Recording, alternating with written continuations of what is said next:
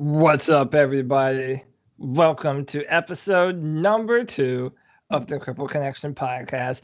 I am half of this duo here. My name is Cody Lachney, here to talk some video games and everything pressing in this industry that we so love, with my man, Jeffrey Redmond. Jeffrey, what's up, dude? Hey, how you doing, Cody? I'm doing good, man. We're doing our second episode, so Indeed we are. yeah, we're making headway, and I'd we're say gonna so. yeah, we're gonna keep on doing it because we have fun doing it, and that's the whole point. So without any further ado, let's get things underway. Let's do some housekeeping, Yes. and just talk about some news that has been affecting the game world, or things that are topics in general. You hate to start on a sad note, but voice actor Paul Haddad died of throat cancer. Yes. And he played the role of Leon Kennedy in the original Resident Evil. He also played the Silver Surfer in the original X-Men. He has a huge list of credits. He's done a bunch of games before, so but a voice actor for a very huge title growing up in both of our lives. I mean, this was a huge. Resident Evil 2 was the game that got me into horror in general. And I played that game so many times, I had that entire script memorized in my head. I could tell you every line, cheesy or otherwise, that is spoken throughout that entire game. And I could do it in the proper inflection too.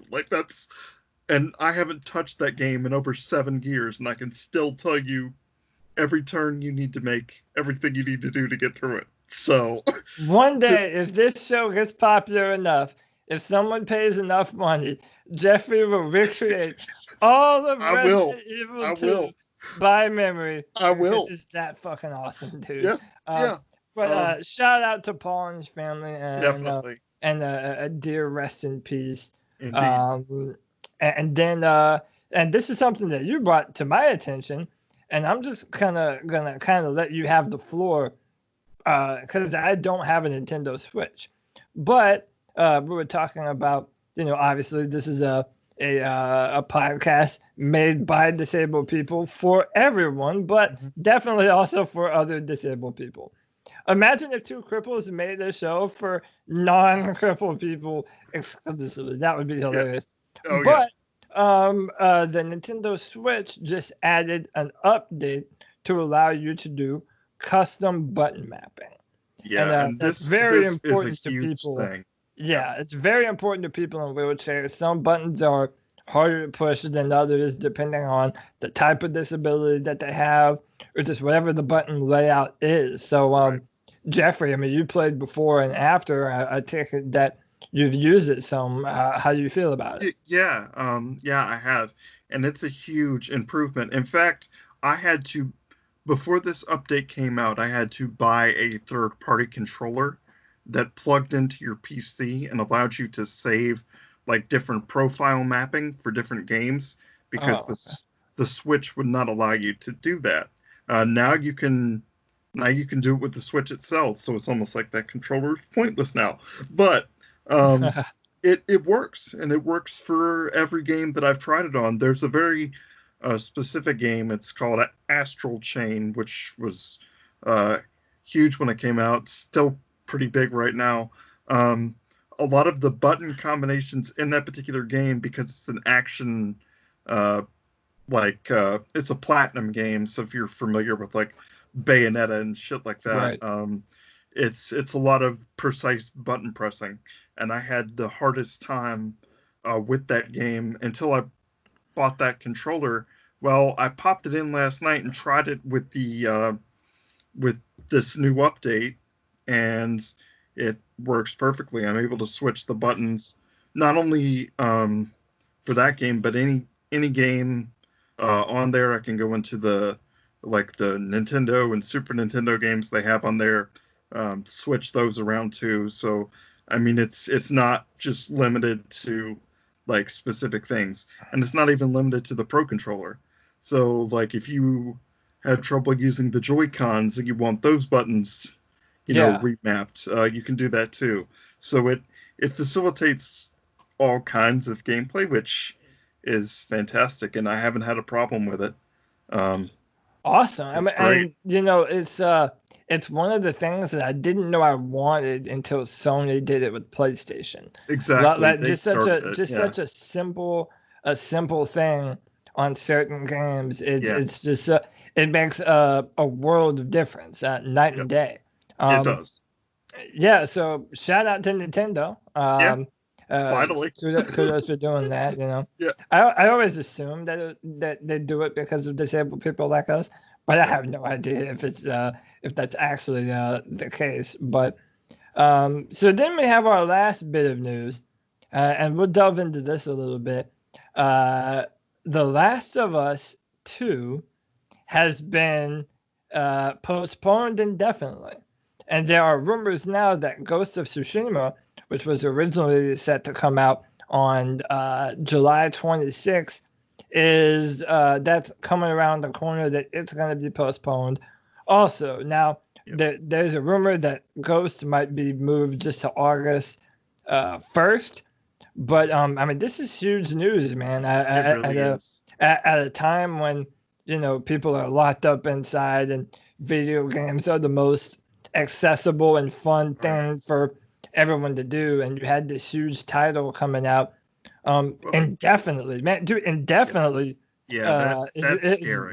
the word that hit me. It means that they have no idea when this is going to resume.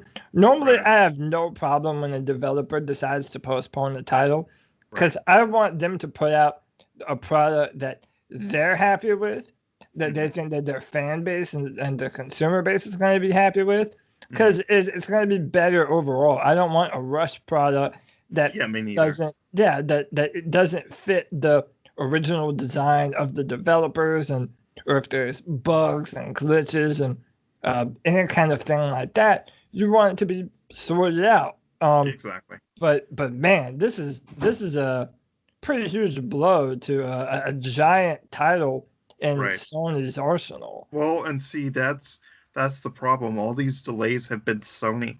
Like even Final Fantasy VII, the remake, was actually due out in March, and they pushed it back to April. And granted, that was only a few weeks, and that might have just been to polish off some bugs.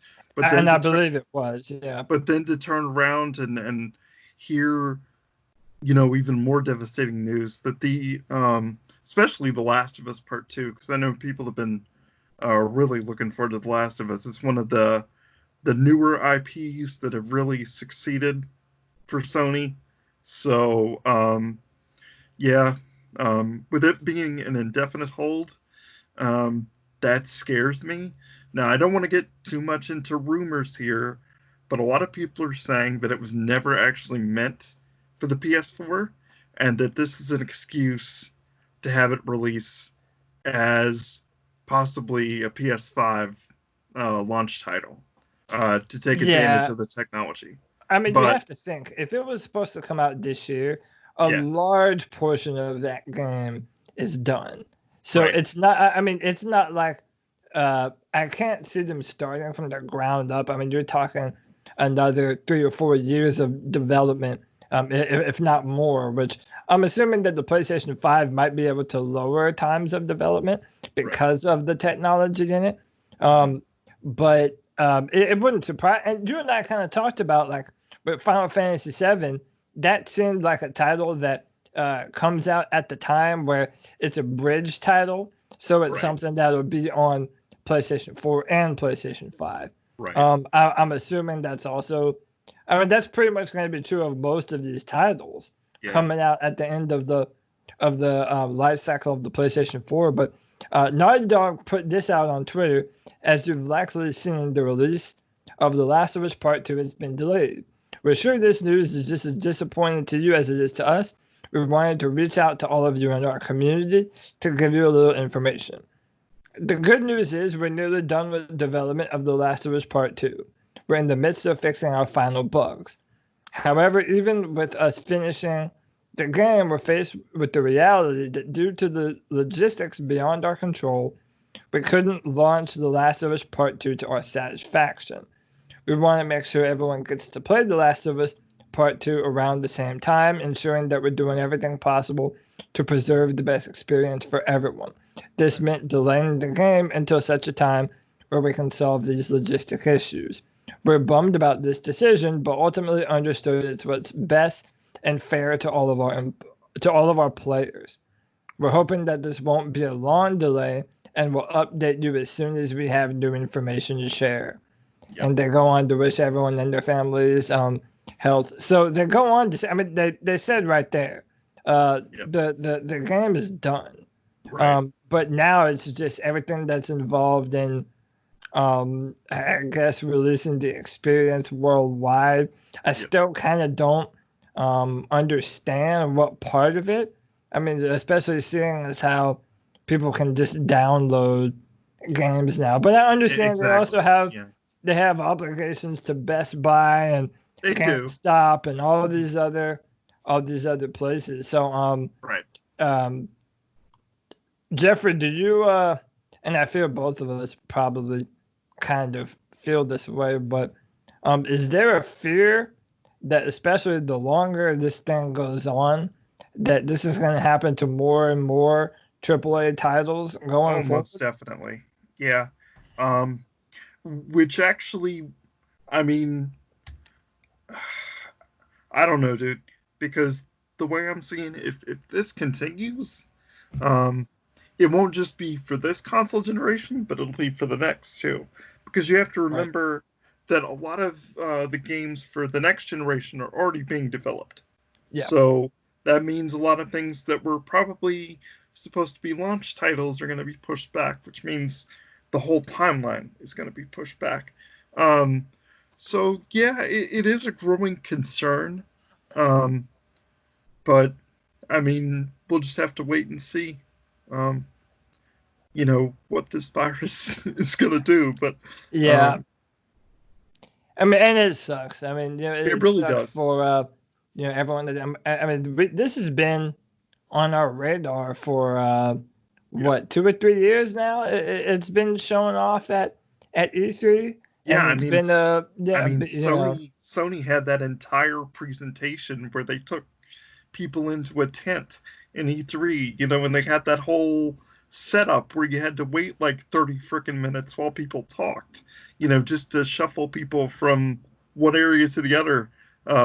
We actually did a live stream thing of that too. I mean, that was a while ago. I think that was 2 years now. Yeah, I believe so. We did it together, you and I, and we were all like, "What the hell is going on?" Yeah, we were on Twitch at the time on my on my Twitch channel live reacting to it. And it all had to do with The Last of Us Part 2. Now it is worth noting that people who pre-ordered this game can get refunds.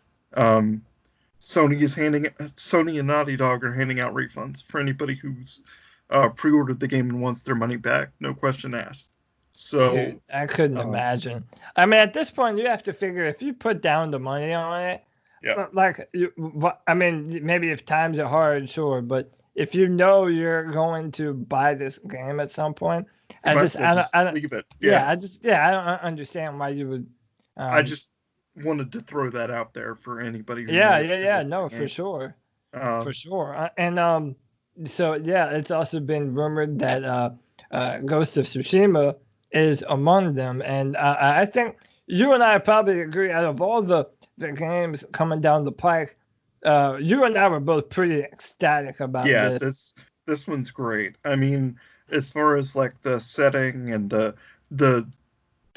attention to actual historical detail that they're showing here, I'm really excited. The combat kind of looks a lot like Batman Arkham, that whole series. I got those vibes too. But people like that, and I do too. So I really don't have any issue with it. Yeah. It touches on such a remote point in human history. The Mongols took over the world, but they did not take over Japan. And this is a part of the story of how that happened and what happened, and of course they're taking creative liberties. But man, it's like also at the end of a cycle for PlayStation 4, and it's just a flexing of the muscles of what the console can do. The grass blowing in the wind and the ambers. It's so ambient. It's a beautiful game. Yeah, it's amazing. That's rumored to be delayed, although we don't know if it's indefinitely. Someone has said June 26th, and now they might move it back to August the 1st. This was based on a rumor from NeoGAF, so take that for what it is, for what you will. But in my mind, Jeffrey, this game is as good as delayed right now. Yeah, because it's not being made in It's not being made in Japan. It's being made by Sucker Punch Studios. Right. I believe they're based in America. So whatever hurdles. Naughty Dog, of all people, one of the biggest developers in the industry, if they're having to jump through those kinds of hurdles, then in my mind, there's no way that Sucker Punch isn't as well. Exactly. Yeah, I think all of the developers here are going to have a rough time. But you know what? I mean, safety comes first. I mean, as much as this is a video game podcast, video games are a first world issue. They're a luxury. Yeah. So like they're not, Jeffrey. Don't tell me that, damn it. I worry about people's health too. So I mean, if we have to wait a little while for some video games, it's cool by me. As long as people stay safe. The coronavirus is fucking up every gaming life. And I'm not happy about it. I know. But all right, let's move on to the main subject that we're going to be discussing on today's show, and that's how hard do games have a right to be? Yep. So, and kind of to another extent, can you consider yourself a gamer if you're playing games all the time, but maybe it's a cell phone game, or maybe you're playing Animal Crossing or whatever. But this applies to me and you because it's something that we've talked about, and disabled people in general. Accessibility tends to be an issue. Yes. But even outside of people like us, if you go to play a video game and it just dirt stomps your ass, and it just is almost impossible for you to play, and they don't have an easy option, how much responsibility is on the developer to make a game easier or more accessible to people, even if the game is too hard. Right. So I want to get your opinion on this first, because I've kind of wavered back and forth on my opinion, but let's start with you. What did you? Is there any obligation of a studio to make a game easier for people who aren't looking for an experience that beats your ass? Yes and no, and here's why. See, I'm kind of like you. I teeter back and forth, but it depends on what you're talking about. Right. So, if a game is full of QuickTime events, and it's a major studio game, I think there should be a way to like circumvent some of those. A perfect example of this is the Final Fantasy VII Remake. They have some mini games in there, some of which are actually required to move on in certain areas where you have to. It's the part of the game where you have to do squats in the gym right before you go into the whole cross-dressing thing. But it sounds simple, but it's not. Like, even my brother, who is fully capable of using his hands, was having trouble, dealing with this because of the pace you had to go at. It's a little ridiculous. But at the same time, you've got studios like From Software, who are notorious for like Dark Souls and all its spinoffs, and their whole main thing, is difficulty. So it's like, where do you draw that line? If a lot of people make the point too. If you look back at the OG days of video gaming, Super Mario, Donkey Kong, they were hard. And that's why, if you ever seen the documentary, which I highly recommend, King of Kong, whenever someone would break a record in these original games, like it was noteworthy. Because these records would be held forever because it took so much time and effort to energy do all and that effort to actually complete these games. I think what it comes down to is like, if your game is if it's billed as being hard, people can't complain. Like, I remember when Sekiro came out, yes, Shadows Die Twice. That's when this whole conversation that's when the whole kind of conversation blew up really the most. Started. Which is funny because From Software's been doing this kind of crap since Demon Souls way back on the PS3, but I digress. But for some reason, I think everybody was interested in Sekiro just because of the setting and the whole samurai ninja thing and that. But anyway, for some reason, this game caught traction, and people were just like, well, how hard is too hard? And my thing is, that's kind of their bread and butter. So you can't bitch at them for doing what they do. And people know, just from this company's logo, they know what they're getting into, unless you literally know nothing about games. Yeah, and then it's brand. Like, and I mean, and also, look, I mean, let's not, forget the times when we were growing. Dude, I'll never forget the first time I bought an Xbox. Mm-hmm. It was specifically for Ninja Gaiden. And that shit was hard. That game was fucking harder than swallowing thumbtacks. Oh my god. Okay, dude, I mean, I remember just getting my ass whooped. Yeah, but that game in particular. Ugh.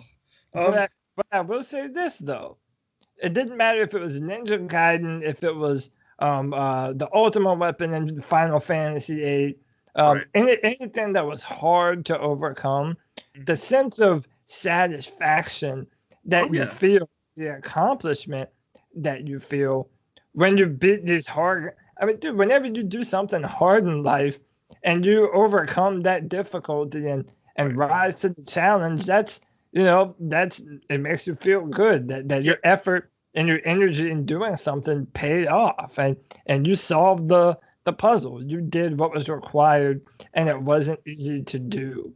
Well, there's a difference though between when the actual game mechanics are difficult and when the difficulty of the game is difficult.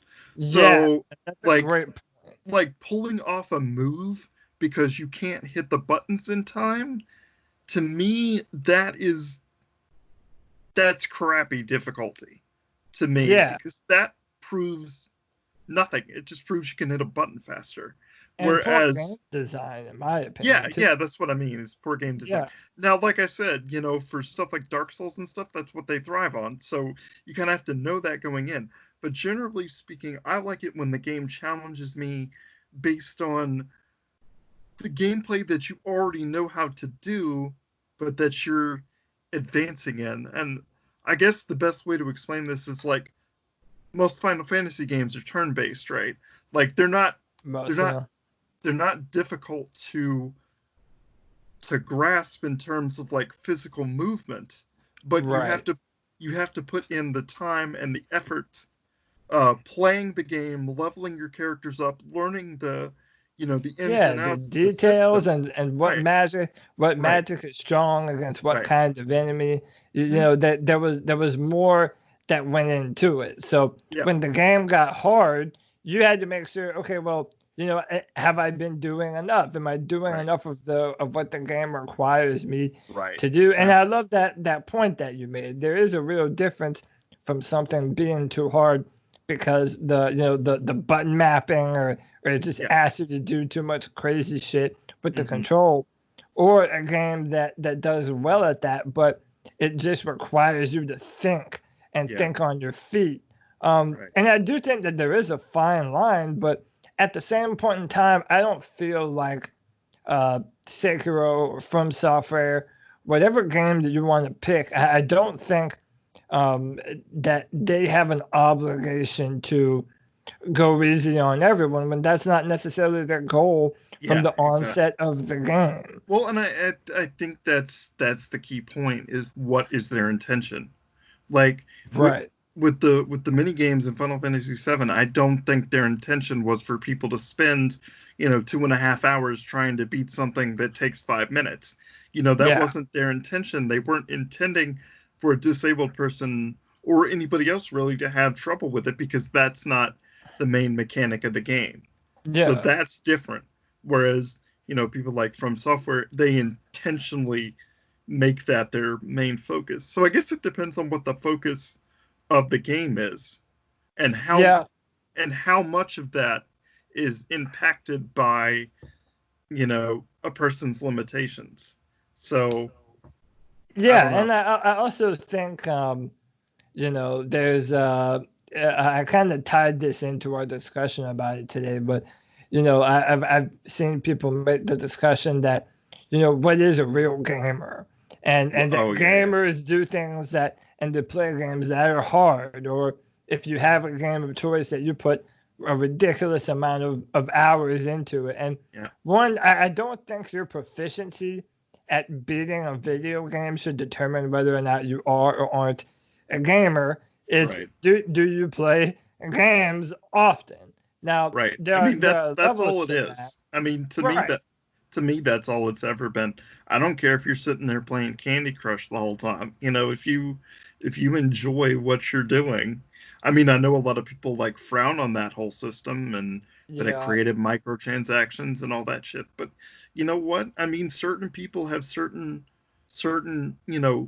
caps of their ability, and some people, don't want to, spend, $60 and 80 hours a week doing. You say and I thought you were gonna say $80, because I'm like, Jeffrey always buys the premium edition to make sure he is super legit. No, but that's. But not only do I do that, I pre-order the game to make sure I get all the pre-order stuff too. So it's like, which is another. It's another. Hey, but a lot of people are that guy. But let me put devil's advocate to you though, because I don't know if I 100% agree. So let's say Dark Souls or Sekiro, whatever. You receive a platinum trophy in either of those games, right? You're a hardcore gamer if you do that. Well, should you share the mantle of a hardcore gamer with someone that has put in, countless hours in Animal Crossing?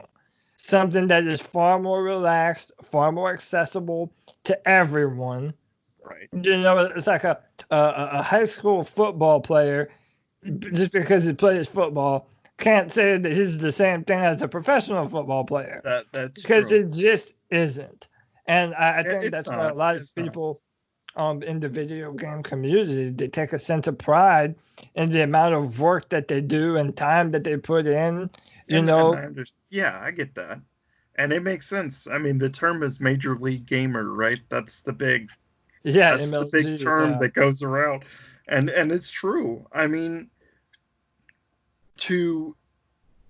when you start comparing specific games that people play, I think that's true. But even then, even among the people who are really good, there are people even better. Like if you take a look at any kind of speed run of any game, I know for a fact Sekiro can be beaten in under an hour if you know what you're doing. That's in under insane, an hour. I've always loved watching the videos of people that will speed run through Legend of Zelda Ocarina of Time or Super Mario just because you know the amount of time and hours. And by the way, I've done this too. I've never done a speed run, but the amount of time I put into like Devil May Cry and Kingdom Hearts and Final Fantasy and Jack and Daxter and Metal Gear Solid, like how you were saying with Resident Evil 2, how you can, you pretty much memorize a lot of the lines. Like whenever you play something that often and so much, like a large portion of your memory is being dedicated to how to play these kinds of games. And when a game is asking you to do so much, and yet you have another game like say Pokemon or Animal Crossing that doesn't allow for that kind of extensive gameplay and difficulty, there should there be some kind of discernment. And ultimately, we're talking about nothing because these are labels that people kind of put onto themselves, but nevertheless, people take it serious. And that's what I was, leading up to is even within the people, like you say, that go after the platinum trophies, there's always somebody better than that. Like a platinum trophy or whatever is not.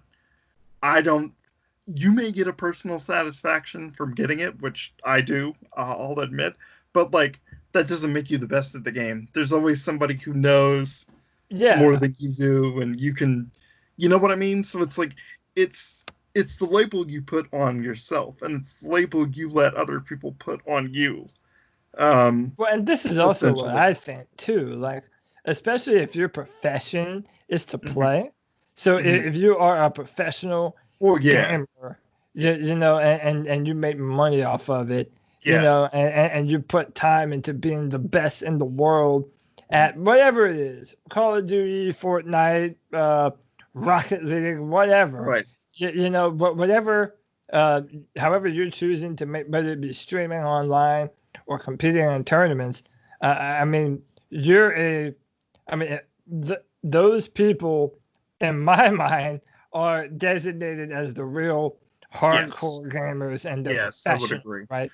Because that's the other thing too with the pros is that they dedicate it specifically usually to one game, and they play that one game for like 6 years or whatever. Yeah, perfecting their. Because I remember, when I was big into Overwatch, you had the Overwatch League, where all these big time gamers, most of them being streamers that everybody knew, would, actually got drafted. Like they actually got drafted like it was a damn football league or something. It was, and they had different, different people representing different countries. Like each country had its own team. Like it was esports is so huge. It was a big thing. It's bigger now than it's ever been. It makes so much money. Our world's kind of different right now. I'd be interested to see how professional esports is being affected by these times. But especially when you look at Korea, it's a prime time event over there. Whenever they hold these League of Legends or Dota tournaments or StarCraft, it's just on another level. But when it comes to the difficulty of something, I think it's hard to kind of pinpoint a legitimate answer to this, because if you're talking about Sekiro and you have no disability and you play and you just get your ass whooped, in my mind, you have no reason to complain. Like, it's just not made for you. It's not for you. It's okay, in my mind, that's where, you can go on YouTube and watch people play through a game. If you want to see that badly what the game has and, the story, there are avenues for people to be able to do that. But I do think, with the amount of difficulty that a game has, that's a development decision. That's a creative decision to make something that hard. And I do believe that developers should have the right to do so, and they shouldn't have to cater to everyone. Now, I'm also aware that inevitably that probably also means a lot of disabled people as well. And listen, I can tell you as a disabled person, there really just isn't a lot of answer to that. There's not. Yeah, you either find a way to map the buttons accordingly, or you just don't play. Or you just don't play, or you watch the playthrough. Right. Because the first time, a little bit of a story here, the first time I ever really started having trouble with my disability in gaming was the Wii. I had gotten the Wii, and I was really excited because, you know, it was the big thing back then with the motion controls. Like, it was a big deal, and I couldn't do it. I couldn't, because I was used to holding one solid controller, but suddenly you had two separate controllers in two hands, and my left hand is garbage. Like, it barely moves, and like I have to, when I map my buttons, I have to map almost everything except for the analog stick to the right side of my controller, because I can't use my left hand very well. I can use my left thumb very well, but not much else. Right. So, dude, if your hands are trash, I don't know what the fuck mine are. But yeah, no, I understand. My hands are not gonna do this. And you know, I remember playing Heavy Rain. And I had to have someone kind of help me with a few of the button prompts. I did too. Yeah, because it's just like, dude, hold L1 and spin both the analogs and tilt the controller and touch your left nipple. Like, you know, it's like there's no right. I don't know. And I understand that was a different kind of cinematic experience also. And they were shooting for something like that. But I don't know. I didn't feel the need to bitch about it or write a letter or write a blog about it. It's just, oh, well, I'm barely able to do this shit. And that is what it is. I'm either going to get someone to help me or I'm just not going to play this. You know? And I think that's the main takeaway that I want to tell people is if you can't do something, like, don't be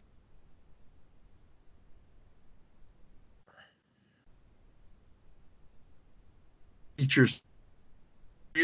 Like, that doesn't bother me because, like you said, you've got other avenues. You've got what I call passive gaming, which is just watching somebody play. And I don't mean passive isn't bad. I just mean, like, you're not physically, you know, doing it yourself. But I mean, and there's plenty of other ways to do that too. You can watch, you know, a walkthrough with no commentary, or if you have like somebody that you follow on YouTube that you really like the personality of. Yeah. You know, you can watch them do a playthrough and get their input as they play.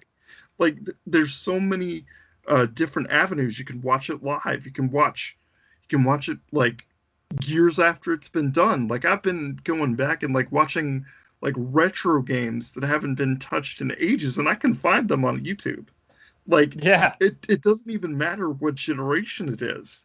Like, you can get just about anything if you look it up.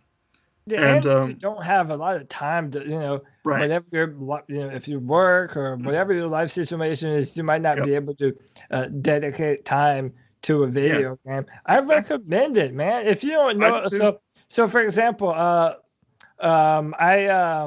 was the last one I watched? Spider-Man, the most recent Spider. Yeah, I could have played that.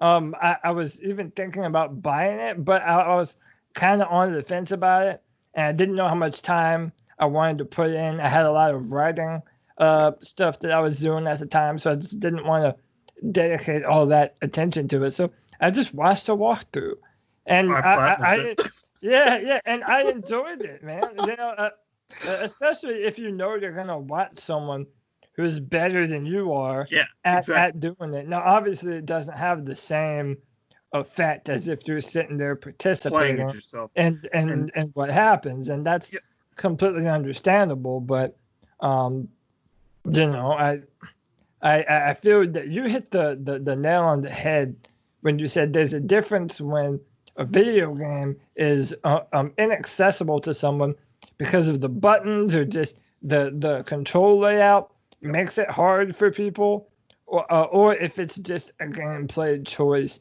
to make it where you have to block often or whatever. You have to be agile. You have to have quick reflexes. And I mean, just to throw this in there too, it also it determines what I play on. So like I play on the PlayStation 4 because I like the controller. I like the fact that both of the analog sticks are close together and not offset like Xbox is. I have nothing against Xbox.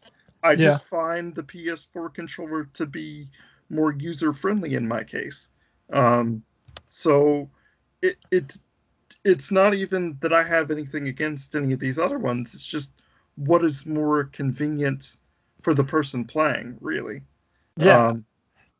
So it's also, you know, it reminds me a lot of, again, we'll go back to Sekiro. People like wrote letters and petitions and shit about it not having an easy mode. I'm like, there's no obligation for them to make an easy mode. I'm sorry. It's just you know, especially if a game is hard for able-bodied people. You know, it's going to be hard for everybody. It's going to be hard for absolutely everyone. And just so everybody knows, so no one thinks I'm, you know, some scrub or anything. I've beaten Dark Souls. I've beaten Demon Souls, Dark Souls 1 and 2, and Bloodborne. So it's not even that I'm not used to From Software's stuff. So Jeffrey said, "Don't try him with that language. He's a real fucking gamer." Going hard in the paint. That's what Jeffrey is. Well, the thing of it is, though, like Sekiro was a whole different beast because it required even more finesse than the typical From Software game. And I noticed that right away. And I bought the collector's edition for this game, too, by the way. So, like, as you were saying, but I couldn't get past, I mean, I got past the first area and part of the second, and I gave up. But I don't feel bad about the money that I spent. I think From Software deserves that in terms of, you know, their vision. But I understood this going in. So I knew, hey, I'm probably not going to finish this game, but I want to see how far I can get. You know, and I took that as its own accomplishment. And so you did finish it? Sekiro? No. Okay, so I was actually, is that the last game that you had to tap out on due to the difficulty of?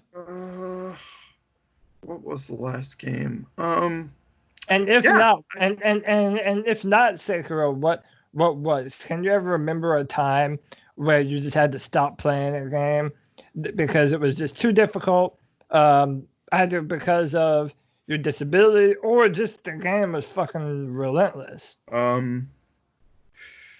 I almost did with we were talking about Resident Evil 2 earlier, which is funny. Yeah. Because the remake came out and I had a hell of a time with this remake. Until I found out there's an assisted mode that helps you aim, which is fucking awesome. Yeah. Okay. But before I knew about that, like I was getting my ass kicked by normal zombies. And it was it's because it takes me a long time to, you know, line up a shot. And you know, by the time I get the shot off, I'm bit twice, you know, almost dead. You know what I mean? So I was having trouble with that. I'm trying to remember like the last thing I actually like threw the controller down in frustration for. Throw your control through the TV type shit. Other than I had trouble with Death Stranding. Okay. Death Stranding. Death Stranding was a pain in the ass. Okay, first of all, the story is slow as shit, but we're not going to get into that. But, because, you know, like traversal in video games, right? It's usually just press the stick in the direction you want to go and you're off.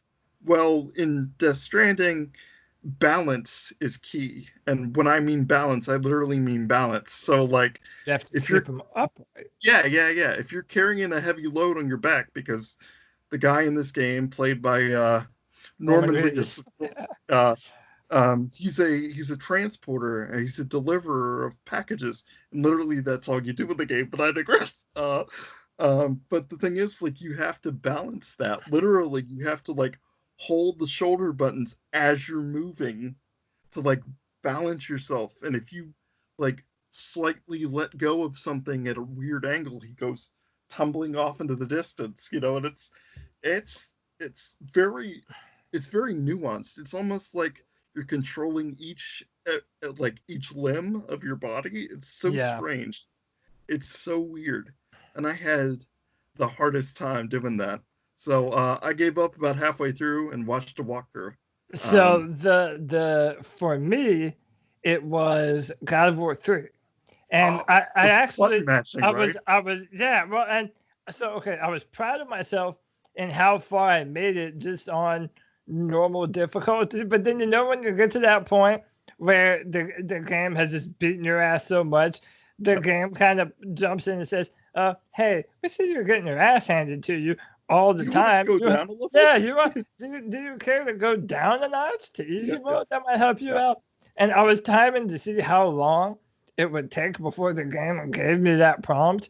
And I actually was proud of myself. I got decently far. Hey, that's good, man. Yeah, but I didn't. I ultimately restarted it.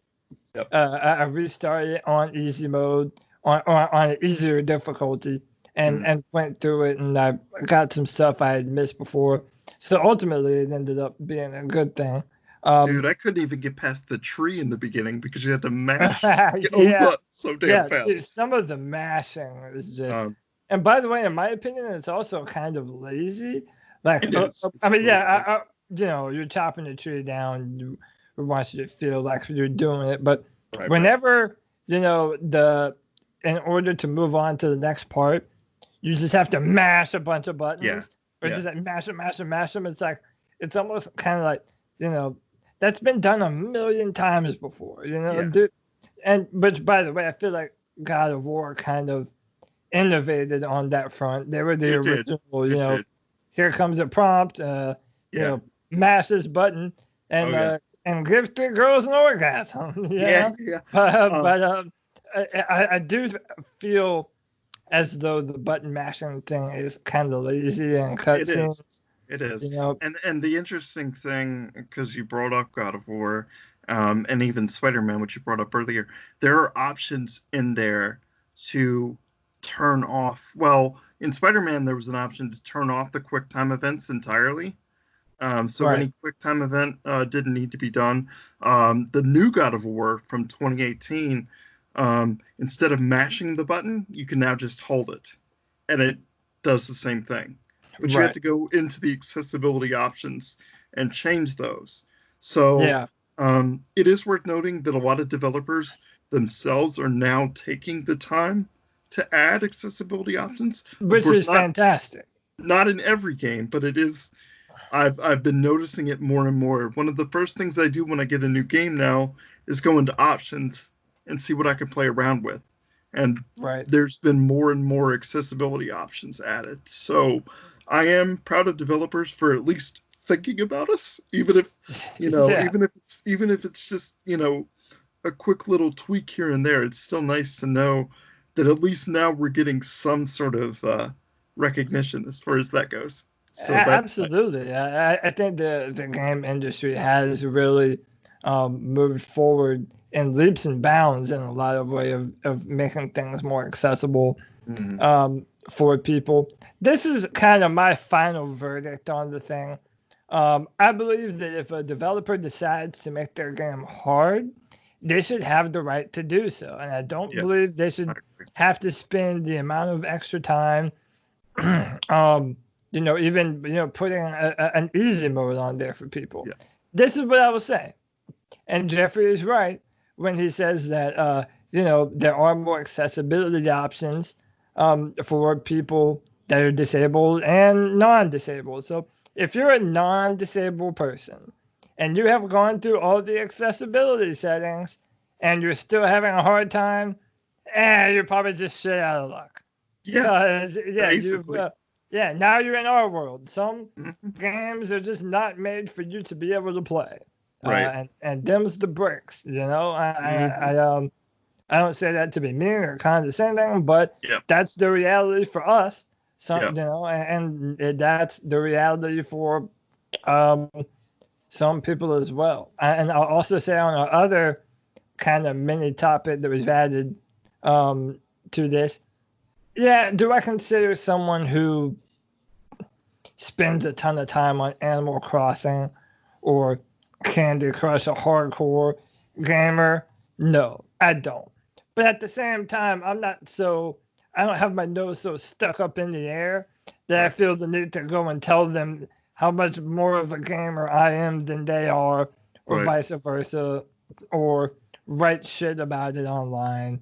It's just all kind of unnecessary. I think gamer is a very broad term. Exactly. And hardcore is, if you feel you're a hardcore gamer, you are one. How about that? Yeah, exactly. And I think that's what it comes down to. I think the main thing is to just play the games you enjoy.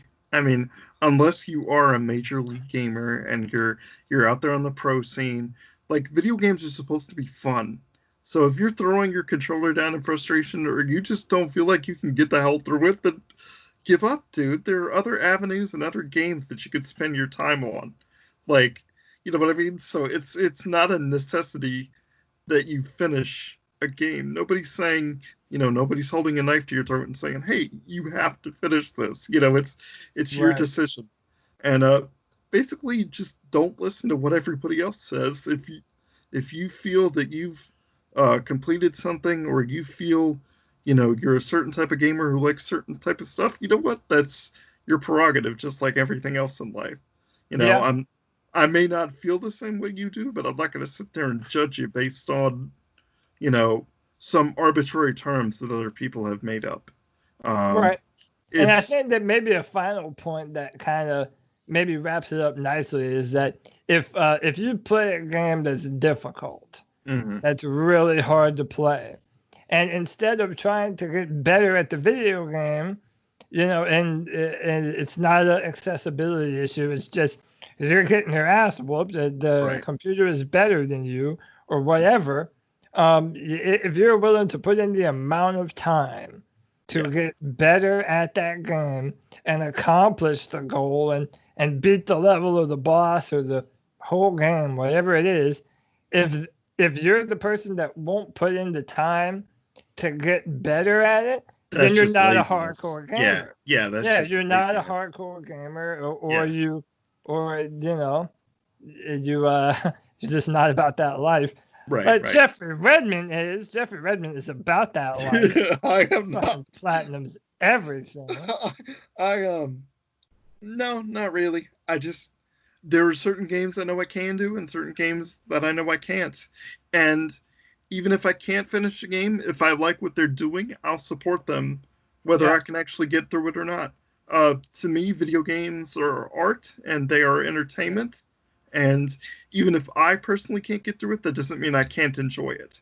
So ultimately, I think that's what people need to take away from it. It's just do what you feel you need to do. Awesome. I mean, dude, that's the most beautiful way to wrap it up that I think there is. You just drop that nice little wisdom nugget on top of people. So we were going to end our segment with some Final Fantasy VII. Jeffrey and I are at different places. So what I'm thinking we'll do is, because I have a lot of opinions, Jeffrey released a video on his channel talking about some of his opinions. But we're inevitably, him and I are going to talk about this. Yes, most definitely. Again, we'll probably do it more in depth on our third episode at some point in time, and go into some of the details on that. By the way, for anyone listening, if you have any requests for different topics that you want to talk about, you can leave them in the comment section down below.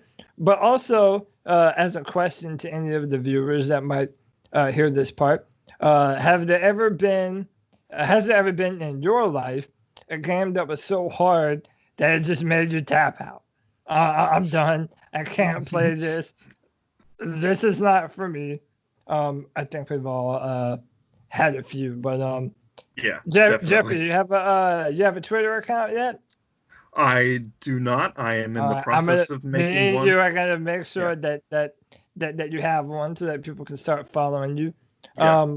But if you so do you have anything that you want to plug or I mean, I have a YouTube account. I'm still in the process of getting it up and going, so I don't want to publish that information quite yet. If you've stumbled across my Final Fantasy VII video and you managed to make it all the way through an hour and 30 minutes of my rambling, good job. But I'm not going to plug that right now because I'm going to turn around and I actually want to redo the video and fix some stuff up. And when I feel confident, I will definitely start plugging it. But for now, I think I'm just going to stay silent. That's understandable. And I also, I mean, you and I have talked a little bit about some of our thoughts. I think we're purposefully trying to save it. Yeah, now that we do this, we try and save our best discussions about this stuff for this. Yeah. And we'll probably continue to do so. My name is Cody Lachney. If you have liked this video, well, then like the video. Hit the thumbs up. Subscribe to the channel. You can follow me on Twitter at CODYLAC, Cody Lack. And this has been episode 2 of the Cripple Connection Podcast. Everyone stay safe, and we'll see you next time. See you guys.